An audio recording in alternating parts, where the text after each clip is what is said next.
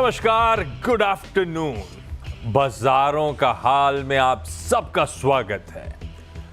आज अगले आधे घंटे मदद करने के लिए ओम कैपिटल के कोलकाता से राजेश अग्रवाल साहब जुड़ेंगे। तो मार्केट्स पे, पॉलिसी पे, कुछ एक्शन वाले स्टॉक्स पे, सब पे चर्चा करेंगे अग्रवाल साहब से।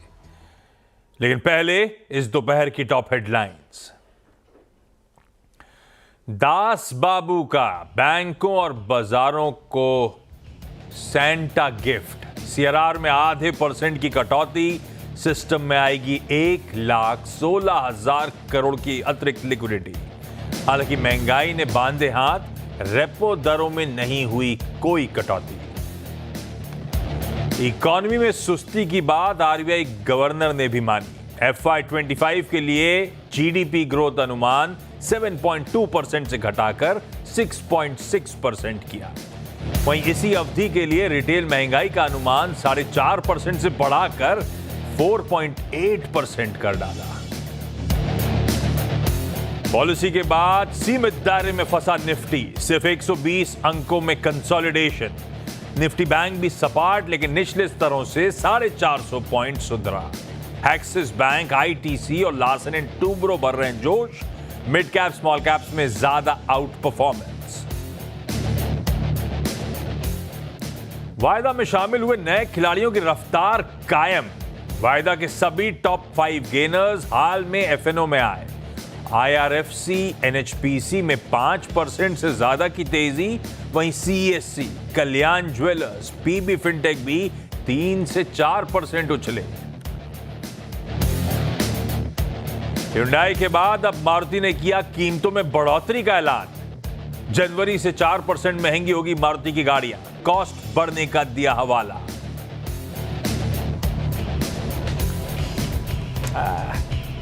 इंटरेस्टिंग सेशन है। सोचा था बहुत एक्सट्रीम वॉलेटिलिटी वाला दिन होगा, लेकिन दायरे में सिमट गया है मामला। सुबह का पूरा दिन का अब तक का सेशन हाफ डे का आपकी स्क्रीन पे। सुबह जिस तरह के ग्लोबल समीकरण थे, जिस तरह गिफ्ट निफ्टी दिखा रहा था, हम फ्लैटिश शुरुआत करते हुए नजर आए। वो तो पॉलिसी का टाइम जैसे से करीब आया और जब शक्तिकांता साहब स्क्रीन पे दिखे तो एकदम से उछाल आया। वो जो उछाल था वो आज का निफ्टी का हाई है।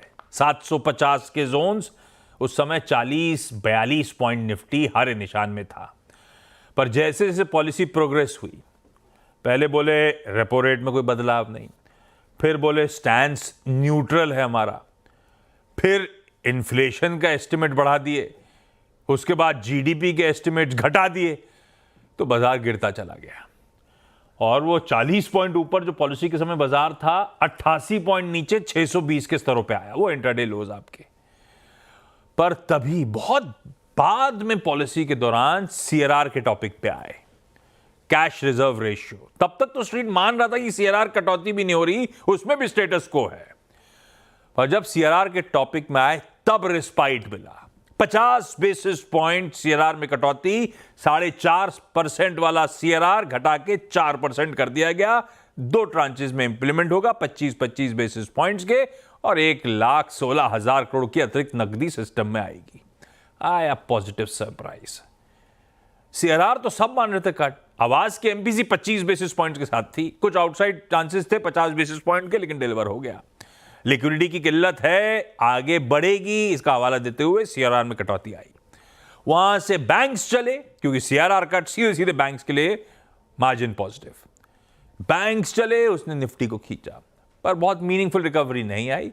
उसके बाद दोनों बेंचमार्क्स फ्लैट लाइन के इर्द गिर्द झूलते हुए, क्योंकि हमने पिछले कुछ दिनों में बैंक्स के आउट परफॉर्मेंस के थ्रू शायद एक favourable policy announcement already digest कर रखा था। ये मैं मान रहा हूं। ऐसा नहीं है कि ओम कैपिटल राजेश अग्रवाल साहब भी इत्तेफाक रखें, उनके पास चलें और समझ लें मार्केट्स पे अब उन लोग का कॉल क्या बन रहा है। राजेश, अरे ब्लू, आप ये सास बो में आते हो तो पिंक पिंक कॉम्बो लेकर आते हो, फ्राइडे को मिल रहे हो तो ब्लू ब्लू कॉम्बो में मिल रहे हो। Rajesh sir, welcome on the show. कैसा लगा पॉलिसी अनाउंसमेंट? ये बाजार का रिएक्शन बड़ा सदा हुआ सा, इस समय एकदम फ्लैट। तो ओम कैपिटल का दरअसल बाजार पे व्यू क्या बन रहा है? हमने बहुत बढ़िया एक तरफा मूव, सरप्राइजिंगली, मतलब ज्यादातर लोग तो मान ही रहे थे इस तरह का मूव, सब क्वेश्चन ही कर रहे थे। करते करते करते आज हम 24,724 800 पे आके खड़े हो गए। ओम कैपिटल का अभी व्यू क्या बन रहा है? आप मानते हो यहां से, क्योंकि अब वो बजट की एक्सरसाइज शुरू हो चुकी है, आप शायद इस क्वार्टर में हालात पिछले क्वार्टर जैसे बदतर ना हो, इंप्रूवमेंट की तरफ बढ़ रहे हो, आप मानते हो कि बाजार में यहां से तेजी और तूल पकड़ सकती है, या उस कैंप को आप बिलोंग नहीं करते? जी, मैं तो उस कैंप को बिलोंग करता हूँ जब घोर मंदी में भी हमने कहा था कि अच्छे स्टॉक्स में निवेश करना चाहिए। तो तेजी ऑलवेज यस। रहती है। हमें हमेशा याद रखना चाहिए कि सेंसेक्स 100 से चालू हुआ था, 80,000 पे खड़ा है। बीच में कितने कुछ आए गए, बाजार ऊपर की तरफ ही जाता है। वो कहते हैं ना, इंसान हो या बाजार, जाना ऊपर ही है। तो मार्केट में तेजी है। शॉर्ट टर्म की बोलना मुश्किल होता है, but medium to long term देखा जाए तो ऑलवेज अच्छे स्टॉक में आपको मुनाफा रहता है। शॉर्ट टर्म की भी आप बात करूं तो जो रेजिस्टेंस थे वो अब सपोर्ट बन गए हैं। जैसे हम 24,200 को ये मान के चल रहे थे कि तोड़ना मुश्किल होगा, फिर 24,420 को मान के चलने लगे थे। अब उसी को अपने सपोर्ट मान के चले तो यहाँ से ऊपर 25,300 तक का घर दिखता है, अगर शॉर्ट टर्म की बात की जाए। हाँ, ये बात सही है। राजेश सर ने हमेशा यहाँ पे आके प्लेटफॉर्म पे यही बोला था, गिर रहा था बाजार तो बढ़िया क्वालिटी के स्टॉक्स रिकमेंड भी करे, उनमें एक्यूमुलेशन के मौके हैं, खरीदारी के मौके हैं, घबराए ना, सेल लगी है, फ़ायदा उठाएं। उठाया होता तो उन इंडिविजुअल स्टॉक्स में और मार्केट्स में भी भरपूर फ़ायदा मिला होता। और एक चीज़ गवर्नर साहब ने और बता दी, अपने को लगा था जीडीपी के आंकड़ों का Q2 का शॉकर 5.4% थे, शायद वो जीडीपी के आंकड़े, एक्सपेक्टेशन 6.5% की। गवर्नर साहब एटलीस्ट आके यही कह गए हैं कि जो इकोनॉमिक स्लो डाउन था, एक्सेप्ट तो कर रहे हैं, वो तो करेंगे सब के सब, क्योंकि जीडीपी के आंकड़े इतने कमजोर आए, तो इकोनॉमिक स्लो डाउन जो था वो बॉटम आउट हो गया Q2 में। आसान शब्दों में Q2 से Q3 बेहतर होगा, आने वाला क्वार्टर्स बेहतर होंगे। जितनी दिक्कत थी वो Q2 में के बाद अब उससे खराब परिस्थिति नहीं देखने को मिलेगी। तो फिर जीडीपी का आंकड़ा क्यों काटा? क्योंकि Q2 की उस डिसअपॉइंटिंग परफॉर्मेंस को आप कैप्चर करोगे पूरे साल की परफॉर्मेंस में। यह अब तक की कहानी। अच्छा, कुछ इंटरेस्टिंग स्टॉक्स राजेश सर से बातचीत करी जाए। लाइए पहले, सबसे पहले एक्सिस बैंक। जब मैं अंदर आ रहा तब तो शायद निफ्टी की कंट्रीब्यूशन प्लेट दिखाइएगा, टॉप कंट्रीब्यूटर के तौर पे भी नजर आ रहा था। ये देखिए, बढ़िया 2% का मूव, निफ्टी की कंट्रीब्यूशन प्लेट आएगी, आज टॉप कंट्रीब्यूटर है एक्सिस बैंक निफ्टी पे। और एक और चीज, 3 महीने का या साल भर का एक्सिस बैंक का चार्ट रखिएगा स्क्रीन पे, तो ये लार्जली एक बैंड में कंसोलिडेट होता हुआ आपको नजर आएगा, और अब धीरे धीरे इंचअप करने की कोशिश करता हुआ पिछले कई दिनों से। राजेश सर, एक्सिस बैंक पे आप लोग का, ओम कैपिटल का हाउस कॉल क्या है? देखिए, हमारी खरीदारी के कॉल है। इस बार के नंबर बेहद शानदार आए थे, बल्कि कहूंगा उम्मीद से बेहतर आए थे। एसेट क्वालिटी में सुधार था, बॉटम लाइन में सुधार था, मार्जिन सुधरते हुए नजर आए। और आज जिस तरीके की सतिकाता साहब की OCR वगैरह की बातें ही, वो तो अपनी जगह है। अदरवाइज भी अगर आप देखें तो बहुत सॉलिड बैलेंस शीट के साथ मुझे लगता है कि अंडर परफॉर्म किया है दूसरे अगर पीयर ग्रुप के स्टॉक्स को दिया देखा जाए तो। इसने, कोटक ने, HDFC ने, ये कुछ एक ऐसे प्राइवेट सेक्टर के बड़े बैंक है जहां पे बिल्कुल नजर रखी जा सकती है। आने वाले 6 से 9 महीने में मुझे लगता है 1250, 1300, 1850, 1900 के टारगेट इसमें यहाँ से 60-70 रुपए बिल्कुल बढ़ सकते हैं। 60-70 रुपए के अपसाइड के लिए अच्छा लगता है एक्सिस बैंक। यहां से एक और स्टॉक लाइए, जुबिलेंट फूडवर्क्स को। वन ऑफ द वायदा का वन ऑफ द के अंदर आता है तो वायदा का टॉप गेनर ही था। बढ़िया मूव बन रहे हैं। आज रिपोर्ट आई थी वो मैकडॉनल्ड वाली कंपनी पे, चल जुबिलेंट रहा है रब ऑफ में, 4% उछाल, वायदा का टॉप गेनर, ओपन इंटरेस्ट में 13-14% का इजाफा। और ये स्टॉक अपने रीसेंट लोज मतलब आज क्या है, दिसंबर, 5-6 दिसंबर, 4 नवंबर को रीसेंट लोज हुए थे इसने 567 के। 15 ट्रेडिंग सेशंस में ये स्टॉक 21% का जंप। ये देखिए आपकी स्क्रीन पे, बढ़िया मूव्स बन रहे हैं इसमें। ये तो आज का स्टॉक है, 1 महीने का उठाइएगा, 3 महीने का तो देखिएगा मूड पूरा कैप्चर होता हुआ। इस तरह का उछाल ऑफलेट आया ये हाल में। राइट सर, जुबिलेंट फूडवर्क्स, ये पिज्जा पे दाव लगाओगे या फिर इस QSR में कोई और बेहतर विकल्प आपको नजर आता है? देखिए, QSR स्पेस में ही अगर कोई को देखना हो तो मुझे लगता है जुबिलेंट एक उपयुक्त स्टॉक है। अच्छी खासी गिरावट झेली स्टॉक ने जब नतीजे आए थे, नतीजे खराब थे, रॉ मटेरियल्स के प्राइसेस बढ़े हुए थे, से SSG में थोड़ी सी गिरावट देखने को मिली थी। लेकिन जिस तरीके से इन्होंने कहा ना कि नए स्टोर्स वगैरह बढ़ाएंगे और रॉ मटेरियल्स के दाम भी थोड़े से स्टैग्नेंट होते हुए नजर आ रहे हैं। इवन कुछ प्रोडक्ट्स के इन्होंने अच्छी मार्केटिंग करने के लिए कुछ नए ऑफर्स वगैरह निकाले हैं, डाइनिंग वगैरह में बढ़ावा दे रहे हैं। तो उस हिसाब से मुझे लगता है ये स्टॉक 750 तक एक साल में बिल्कुल जा सकता है। बीच में घटबढ़ होती रहेगी क्योंकि एफएनओ का स्टॉक है, लेकिन लॉन्ग टर्म के लिए इसमें बिल्कुल नजर रखनी चाहिए 750 के टारगेट के साथ। ये गजब है। मैं लेकर आया था राजेश सर एमसीएक्स, मैं थोड़ी देर पहले तो 4% था। एमसीएक्स का स्टॉक दिखाइएगा आप, वायदा में 8.5% का जंप, कैश के लेवल्स आपकी स्क्रीन पे। क्या मूव बन रहा है एमसीएक्स पे, 7,000 के ऊपर इस समय अब एमसीएक्स का काउंटर ट्रेड करता हुआ। अभी तो कैलकुलेट करना पड़ेगा, लेकिन थोड़ी देर पहले 10 दिनों के औसत वॉल्यूम से 1.25 सवा गुना वॉल्यूम ज्यादा। और ये सिर्फ आज की कहानी नहीं है, पिछले कुछ दिनों का चार्ट अगर प्राइस वॉल्यूम का दिखा सके तो पिछले कुछ दिनों से, खासतौर पे 2-3 दिन से गजब के वॉल्यूम्स के साथ एमसीएक्स फटे जा रहा है। और ये स्टॉक साल के लोस थे 2900 के 130%, अब तो और ज्यादा हो गया हो। ये रिटर्न, ये इस तरह का मूव बन रहा है। कुछ दिन पहले, मेरे ख्याल से परसों नरसों ही सीएनबीसी आवाज पे मिताली ने प्रेजेंट करा था, हमारी रिसर्च एनालिस्ट ने, कैसे नवंबर में एमसीएक्स के वॉल्यूम्स मंथ ऑन मंथ बढ़ रहे हैं। सिल्वर मिनी, गोल्ड मिनी जलवे हो रखे हैं। राइट सर, एमसीएक्स पे व्यू क्या बन रहा है? बहुत देखिए गजब तेजी में आ गया है। जी बिल्कुल, आपने सही कहा। जून के बाद अगर आप देखो तो अच्छी खासी बढ़त दिखाई स्टॉक में। अगर आप देखो तो कमोडिटी में अगर कहा जाए तो 97-98% का मार्केट शेयर इसका है। और जिस तरीके से गोल्ड वगैरह में तेजी बनी मेटल्स में, खास करके प्रेशियस मेटल में, उसके बाद से लोगों का ध्यान यहाँ पे गया। और जाहिर सी बात है कि जब भी हमने देखा है कि सिल्वर गोल्ड में भाव बढ़ते हैं तो उसका सीधा सारा फायदा एमसीएक्स को मिलता है, और उसी कारण से ये बढ़त बनी हुई है। और मुझे लगता है कि जिस तरीका से गोल्ड सिल्वर में अभी भी बढ़त बनी हुई है, और आगे आने वाले दिनों में जो त्योहारी और शादियों का सीजन चल रहा है, ये तेजी बरकरार रहती हुई नजर आ रही है। मैंने कुछ देर पहले कहा था जुबिलेंट फूडवर्क्स वायदा का टॉप गेनर है। आई एम सॉरी, एमसीएक्स वायदा का टॉप गेनर हो गया है। 8.5%, 8.25% जंप, हर टिक के साथ मजबूती और तूल पकड़ रही है इस काउंटर में। राजेश सर के आने से पहले एक रिक्वेस्ट करवाई थी इनसे कि आप आ रहे और पिक्स ना लूं, ऐसा होगा नहीं। और पिक्स के लिए 2 पार्ट में तोड़ा था मैंने। एक तो राजेश सर से रिक्वेस्ट करी थी कि निफ्टी 50 के 50 स्टॉक्स में से वो ब्लूएस्ट ऑफ ब्लू चिप जो है उनमें से एक कौन सा पसंद आता है, और अदर देन निफ्टी 50 जो बचा हुआ यूनिवर्स है एफएनओ का, उसमें अगर कुछ चुनना हो तो वो कौन सा। राजेश सर, पहले तो निफ्टी का सबसे प्रेफर्ड आइडिया इस समय ओम कैपिटल में अगर मैं आऊं, पैसा लेके आऊं कि राजेश सर हालांकि एक स्टॉक आप लोग वकालत नहीं करते, पोर्टफोलियो बुके बनाना जरूरी है, लेकिन मैं जबरदस्ती करता आपसे और कहता कि एक ही स्टॉक में पैसा डालना है मुझे, तो कौन सा होता? तो हमारा ये जवाब होता कि अगर आपके पास 2 या 3 साल का समय है जिसमें आप विचलित ना हो, तो एक ही स्टॉक है जो इस वक्त निफ्टी 50 का जो एक ही अगर स्टॉक चुनना हो तो रिलायंस है। ग्लोबल इन्वायरमेंट के कारण ओटीसी बिजनेस में थोड़ी दिक्कतें थी, लेकिन आरपूज में आप देखें तो गजब की बढ़त करी। 181 रुपया जो 2-3 क्वार्टर से चल रहा था वो 195 रुपया तक चला गया। 18,946 स्टोर थे, फुटफॉल बढ़ते हुए नजर आ रहे हैं, और रिटेल के बिजनेस एक्सपेंशन हुए हैं।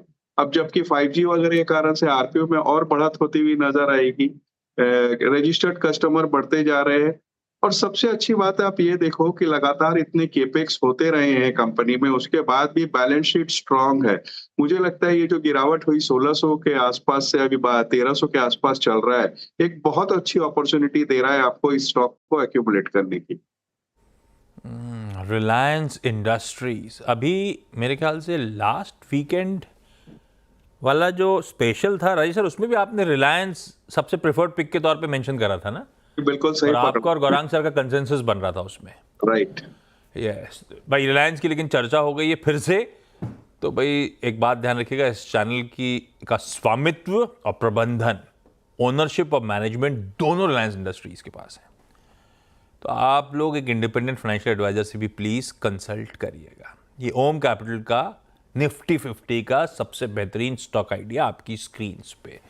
इसके बियॉन्ड एक्स ऑफ निफ्टी 50 जो वायदा का यूनिवर्स है राजेश सर, अगर वहां से कुछ पिक एंड चूज करना हो तो वो ऐसा स्टॉक है आशीष जी जो हमने आपके साथ चैनल में, कमाई का अड्डा में, सात बहू में कई बार 500 के लेवल से डिस्कस किया है, और आज भी मैं समझता हूं कि वो खरीदारी करनी चाहिए। वो है बीएससी का। अगर आप देखो तो दूसरी तिमाही के नतीजे बेहद शानदार आए। आज तक के बीएसई के इतिहास में कहा जाए तो सबसे बेहतर नंबर थे। ट्रेडिंग वॉल्यूम्स भले वो इक्विटी कैश का हो या इक्विटी डेरिवेटिव्स का हो, दोनों में बढ़त देखी गई। मार्केट शेयर में गेन देखा गया।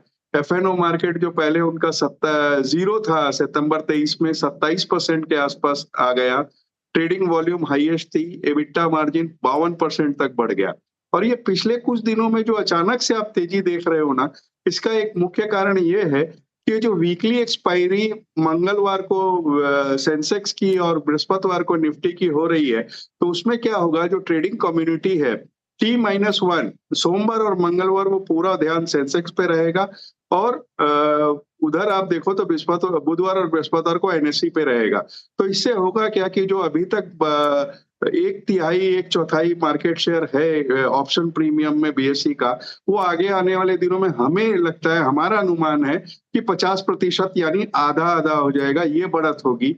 दूसरे अगर आप देखो तो अनलिस्टेड मार्केट में जो मैंने मीडिया के हवाले से मैंने देखा है कि एनएसई के शेयर्स प्री बोनस 5500 से 6000 रुपए में ट्रेड कर रहे थे, और अब एक्स बोनस 1625 पे ट्रेड कर रहे हैं। तो वहां करीब करीब 50% की बढ़त पिछले 2 या 3 महीने में हो चुकी है। तो यहाँ पर बहुत अच्छा गैप बचता है। उसके अलावा सीडीएसएल की 15% की इसमें होल्डिंग है। स्टार म्यूचुअल फंड की होल्डिंग है। गिफ्ट सिटी की होल्डिंग है। बैलेंस शीट स्ट्रॉन्ग है। 12-13 हजार करोड़ कैश पड़ा है। कॉर्पोरेट गवर्नेंस बहुत अच्छा है। मुझे लगता है ये ऐसा स्टॉक है जो आपको अपने पोर्टफोलियो में लॉन्ग टर्म के लिए रखना चाहिए। लीजिए भाई साहब, बेहतरीन। और मैं बीएसई को लेकर बिल्कुल सबके जहन में सवाल उठते हैं, क्योंकि बहुत कुछ इस भाव में फैक्टर इन हो रहा था। जब ये 20 नवंबर की अपडेट आनी थी, उससे पहले ही बीएसई का स्टॉक बहुत आउट परफॉर्म कर गया था, कि आप क्वेश्चन मार्क उठ रहे थे कितना मार्केट शेयर एनएसई से छीन लेगा। राजेश सर ने वो आपके सामने इक्वेशन रख दी है। लाइक्लीहुड है कि 50-50 मार्केट शेयर जा रहा है। ये प्राइस नहीं है भाई साहब भाव में। 13% मार्केट शेयर इनका होता था, बढ़ते बढ़ते 25%, 30% तक जाता। अब धीरे धीरे ये हो रहा है कि स्प्लिट हो जाएगा। मंडे ट्यूसडे इनके नाम, वेडनेसडे थर्सडे उनके नाम, सारा पार्टिसिपेशन वॉल्यूम्स का। तो मतलब अभी भी फिर इस लिहाज से बीएसई लिमिटेड अट्रैक्टिव खड़ा है इन लेवल्स पे। गजब कर रखा है बीएसई के स्टॉक ने। और सही कहना है सर, 500-600 ऑड लेवल्स से याद है मुझे, बातचीत होती रही है चैनल पे। और आज मल्टी बैगर स्टॉक आपकी स्क्रीन पे, जो आज भी प्रिफर्ड पिक के तौर पे नजर आ रहा है। राजेश सर आए हैं और कहते बात नहीं करूं, ऐसा कैसे हो सकता है ब्रेक के उस पार। मुझे पता है आप सब इंतजार कर रहे हैं। चलिए भाई सीधे राजेश सर के पास चला जाए। राजेश सर देखी क्या अभी पुष्पा? नहीं देखी तो नहीं है, क्योंकि कल ही लगी थी। और हाँ अरे कल लगी है। मैं पढ़ रहा था वर्ल्ड वाइड कलेक्शन 300 करोड़ के पार चले गए हैं भाई साहब। प्री रिलीज का अमाउंट बताऊंगा तो आप दंग रह जाओगे। खैर कमा तो लेगी पिक्चर, लेकिन राजेश सर क्या लग रहा है? आपकी गट फीलिंग बहुत काम आती है मेरे। होप है या सब्सटेंस होगा इस मूवी में? मैं सच कहूं तो ट्रेलर देख के मुझे पुष्पा 2 का ऐसा कोई बहुत ज्यादा मजा नहीं आया, पर ये पुष्पा 1 के लिए भी कह सकता था। वो वर्ड ऑफ माउथ से मुझे किसी ने बताई थी, तभी मैं गया और मुझे बहुत अच्छी लगी थी पुष्पा 1। शायद मैं गया भी नहीं था, मैंने घर पे देखी, मुझे याद नहीं है। पर पुष्पा 1 वर्ड ऑफ माउथ से फैल फैल के पहुंची। और इस बार जिन्होंने देख लिए इतनी तारीफ कर नहीं रहे दबी जवान में। देखिए आशीष जी, ऐसा है कि भले कोई तारीफ उतनी हो रही हो नहीं हो रही हो, लेकिन मेरे हिसाब से लोग जाएंगे देखने, क्योंकि सबको मैं भी एक्सपेक्टेशन बनी हुई है 1 के बाद। और फिर वो चाहे पुष्पा राज हो, श्रीवल्ली हो या भंवर सिंह शेखावत हो, तीनों की एक एक्सपेक्टेशन बनी हुई है। और जिस तरह के ग्रॉस कलेक्शन के फिगर आ रहे हैं, उसमें एक योगदान तो ये भी है कि टिकट के प्राइसेस हाई हैं थोड़े, तो उस वजह से भी उस कलेक्शन को आप जोड़ सकते हो कि रियलाइजेशन ऊपर हो रहा है।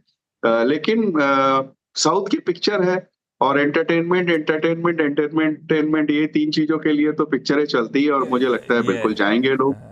नहीं, हाँ जाऊंगा तो शायद मैं भी। पुष्पा 1 के बाद कितना भी डिसअपॉइंटमेंट हो भी जाए तो भी जाऊंगा, और सब जाएंगे एक्चुअली। खैर राजेश सर देख लोगे आप तो नेक्स्ट वीक अपन इसको बढ़िया सा रिव्यू भी करेंगे। एक सेकंड सर, हाँ। मुझे कुछ कहना है। एक सेकंड के डार्क सर्कल देख के शायर समझे क्या एनालिस्ट है मैं।